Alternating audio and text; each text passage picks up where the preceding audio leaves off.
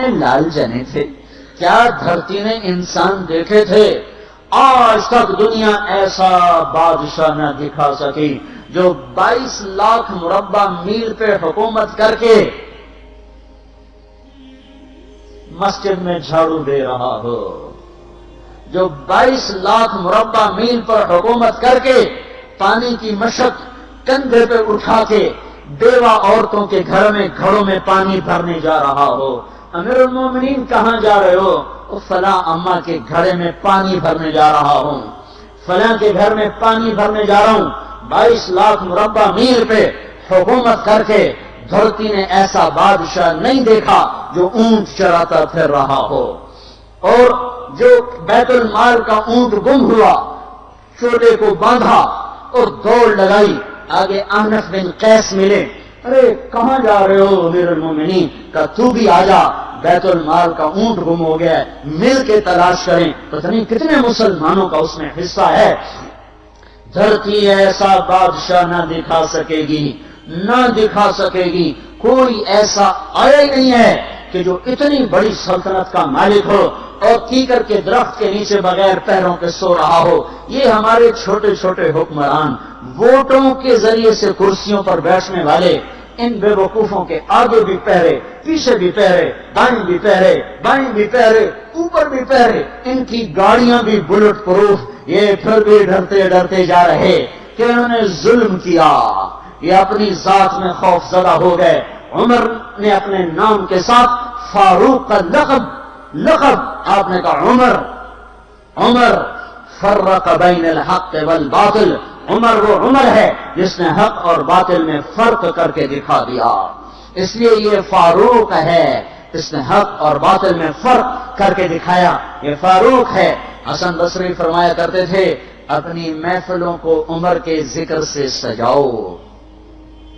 حضرت عائشہ فرمایا کرتی تھی عمر کے تذکرے کیا کرو، کہ جب عمر کا تذکرہ ہوتا ہے تو عدل کا تذکرہ ہوتا ہے، جب عدل کا تذکرہ ہوتا ہے تو اللہ کا تذکرہ ہوتا ہے۔ کہ ہم عائشہ رضی اللہ تعالیٰ عنہ فرمایا کرتی تھی اتنے بڑی سلطنت پر حکومت کرنے کے بعد اللہ کی راہ میں جانے والے مجاہدین کے گھر گیا کھڑا ہوا ہے، دروازے پہ دستک دے رہا ہے، بیٹی کوئی بازار سے سودا لینا ہو تو مجھے بتاؤ، تیرے گھر والا تو اللہ کی راہ میں ہے، میں تمہارے گھر کا سودا لے آؤں، کیا کیا چیز چاہیے؟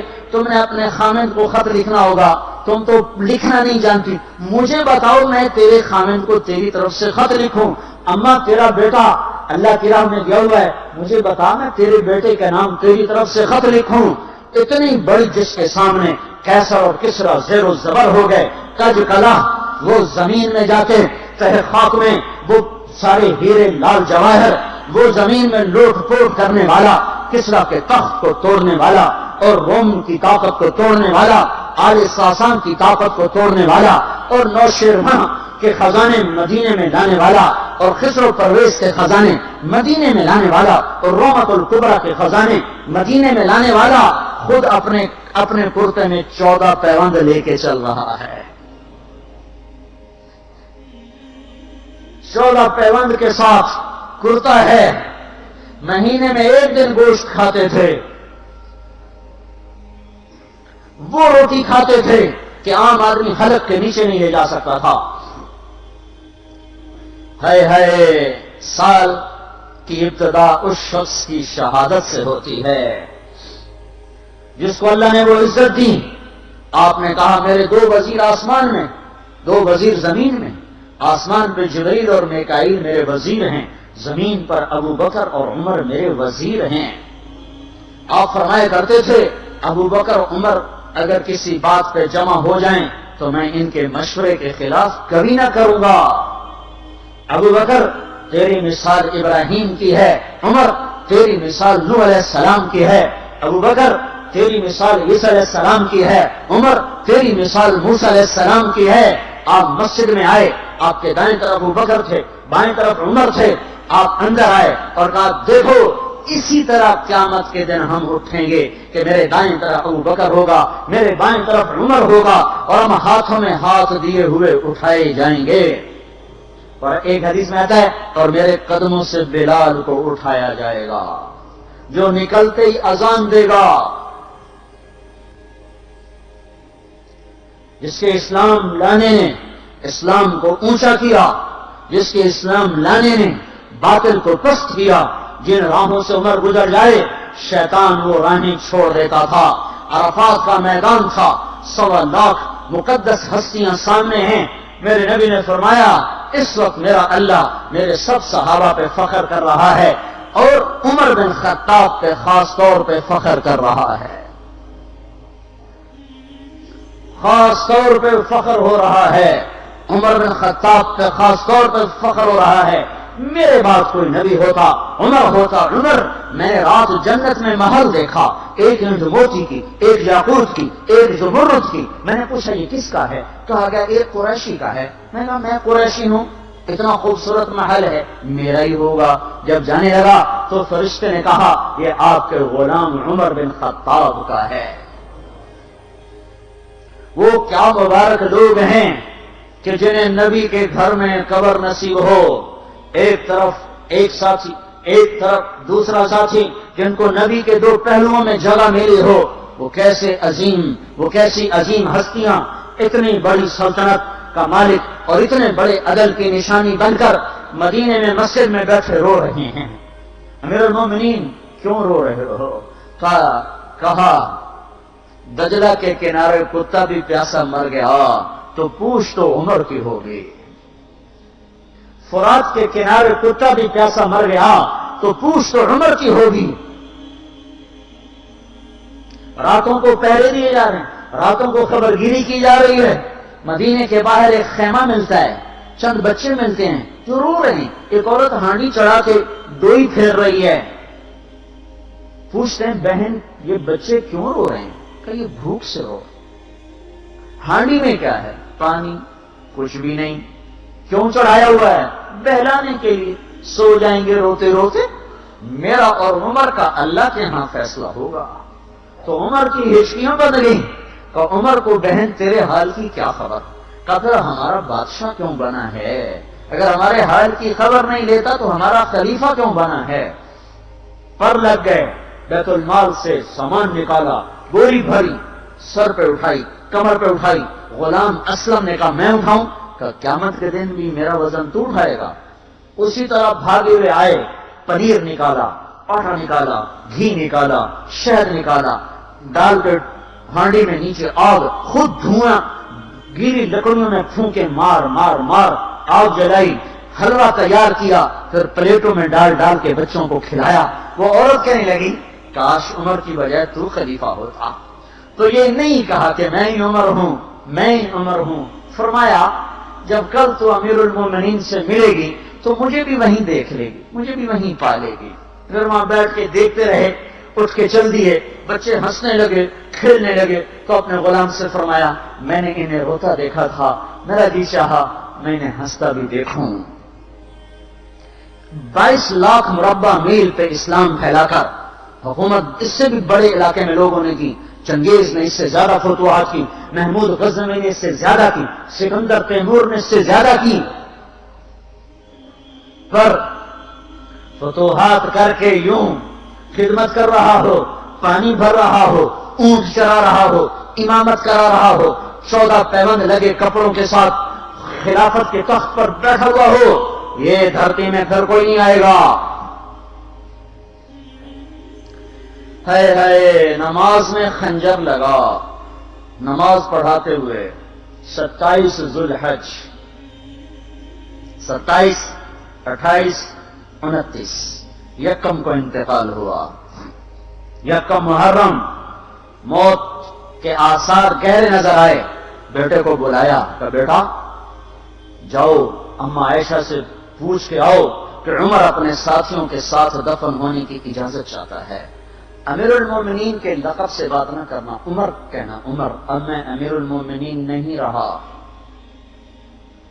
جب وہ پوچھنے گئے تو حضرت عائشہ رو رہی تھیں۔ انہوں نے عرض کیا اما جان میرا باپ اپنے ساتھیوں کا پڑوس چاہتا ہے۔ انہوں نے فرمایا یہ جگہ تو میں نے اپنے لیے رکھی تھی، لیکن اگر عمر چاہتے ہیں تو ان کو مجھ پر فضیلت ہے، میں ان کے لیے دستبردار ہوں۔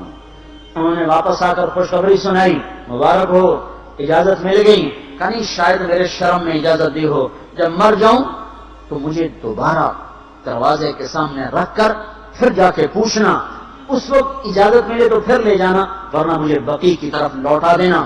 اتنے میں حضرت علی آئے، پریشان دیکھا، عمر کیوں موت سے ڈر گئے؟ کہ نہیں، موت کے بعد کی گھاٹی سے ڈر رہا ہوں۔ کہ ڈرو نہیں، میرے ان کانوں نے سنا ہے اور اتنی دفعہ سنا ہے کہ میں گن نہیں سکتا کہ اللہ کے نبی فرمایا کرتے تھے ابو بکر اور عمر جنت کے بڑی عمر کے لوگوں کے سردار ہیں۔ آپ نے فرمایا تو اس بات کی گواہی دے گا؟ کہ میں بھی دوں گا، میرا بیٹا حسن بھی دے گا۔ امام حسن بھی ساتھ ہے، کہ میں بھی دوں گا، میرا بیٹا حسن بھی گواہی دے گا۔ پھر بھی ہے جو جنت کی بشارتیں لیے ہوئے ہیں، 10 مبشرہ، ابو بکر جنتی، عمر جنتی، عثمان جنتی، علی جنتی، طلحہ جنتی، زبیر جنتی، ابو عبد الرحمن بن عوف جنتی، ابو عبیدہ بن جراح جنتی، سعید بن زید جنتی۔ آپ نے نام لے کر گن کر کہا، سنو ابو بکر جنتی ہے، عمر جنتی ہے، عثمان جنتی ہے، علی جنتی ہے، طلحہ جنتی ہے، زبیر جنتی ہے، سعد بن ابی وقاص جنتی ہے، عبد الرحمن بن عوف جنتی ہے، ابو عبیدہ بن جراح جنتی ہے، سعید بن زید جنتی ہے۔ میں ان سے راضی ہوں، لوگوں ان کا حق پہچانو، میں ان سے راضی ہوں۔ کہ آپ نے فرمایا اگر تم نے ان کے بارے میں کسی ایک کے بارے میں بھی دل میں بغض لے کر مر گئے، اور تم نے اتنی بندگی کی تھی کہ سوکھ کے کانٹا ہو گئے تھے، روزے اتنے رکھے تھے کہ پیٹ کمر کو لگ گیا تھا، سجدے اتنے کیے تھے کہ تمہارے ماتھے اور گھٹنوں پر پتھروں جیسے نشان پڑ گئے تھے، اتنا کچھ کر کے ان 10 میں سے کسی ایک کا بغض لے کر اگر تم مر گئے تو اللہ تمہیں منہ کے بل جہنم میں گرا دے گا۔ لوگوں میں ان سے راضی ہوں، ان کا حق پہچانو، جن کو اللہ بھی رضا کے پروانے دے رہا ہو، جن کو اللہ کا رسول رضا کے پروانے دے رہا ہو، جن کو وزارت کا شرف مل چکا ہو، نبی کے پہلو میں قبر جن کی بننے کا اعلان ہو چکا ہو، وہ موت پر کیا کہہ رہا ہے؟ موت پہ کیا کہہ رہا ہے؟ اپنے بیٹے سے کہا میرا سر زمین پہ ڈال دے۔ ان کی گود میں سر تھا عبداللہ بن عمر، تو انہوں نے گود سے ہٹا کر پنڈلی پہ رکھ یہاں رکھ لیے، کہنے گے کیا کہہ رہا ہوں سنتے نہیں ہو، زمین پہ ڈال دو۔ تو انہوں نے زمین پہ ڈالا تو اپنے چہرے کو مٹی میں رکھ دیا اور ایسے ملنے لگے اور کہنے لگے اے میرے رب، اگر تو نے عمر کو معاف نہ کیا تو عمر ہلاک ہو جائے۔ ویل لک یا عمر ولعمک ان لم یغفر لک ربک، عمر تیری ہلاکت ہے اگر تیرے رب نے تجھے معاف نہ کیا۔ یہ کہتے جان دے دی۔ 22 لاکھ مربع میل میں اسلام کو زندہ کرنے والا، این حالت نماز میں زخم کھا کے گرنے والا، مطلوب مصطفیٰ، وزیر مصطفیٰ، جنت کی خوشخبریاں لے کر پھر موت پر یوں کہہ رہا ہو اللہ تو نے معاف نہ کیا تو میرا کیا بنے گا؟ کیا بے طلبی ہے۔ ان کے بیٹے خلافت کے اہل، ان کے بہنوئی سعید بن زید 10 مبشرہ میں سے دونوں کے نام کاٹ لیے کہ یہ 6 ہیں جن سے اللہ کا رسول راضی تھا، جس کو چاہو خلیفہ بنا دو، جس کو چاہو حکومت دے دو، نہ میرے بیٹے کو ملے گی نہ سعید بن زید کو ملے گی۔ کسی نے کہا شوشہ چھوڑا، آپ کا بیٹا بھی تو بہت قابل ہے، اسی کو بنا دیں۔ تو اسے تو طلاق دینا نہیں آتا، حکومت کہاں سے چلائے گا؟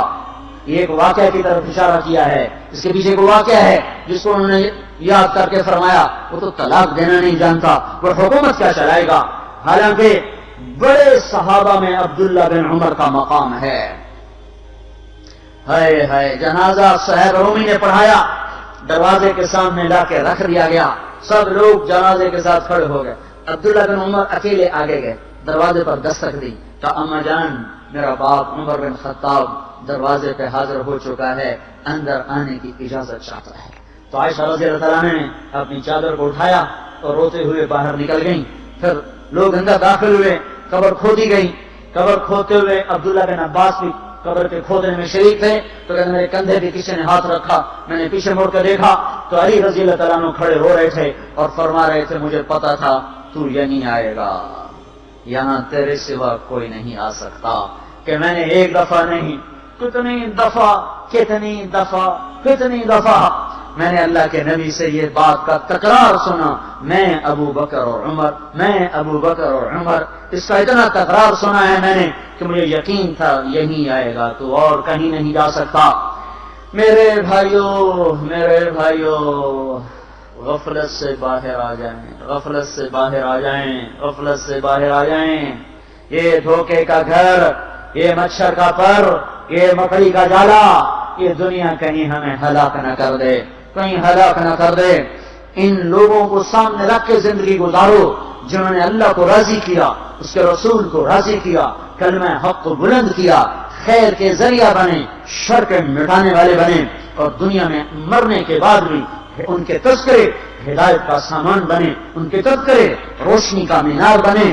ان کے پیچھے چلو، مغرب کے اندھیروں کی طرف مت دوڑو، وہاں تو سورج بھی ڈوب جاتا ہے، مغرب میں تو سورج بھی ڈوب جاتا ہے، اور تمہیں پکار کے کہتا ہے مغرب کی طرف نہ آنا، ادھر اندھیرا ہے، میں یہاں گم ہو گیا، تم کون سا سراغ ڈھونڈنے آئے ہو؟ دوڑو اللہ اس کے رسول کی پاک زندگی کی طرف، اس کے پاک صحابہ کی زندگی کی طرف، جن کو اللہ نے مرنے سے پہلے جنت ہاتھ میں دے دی، جنت کی بشارت دے دی،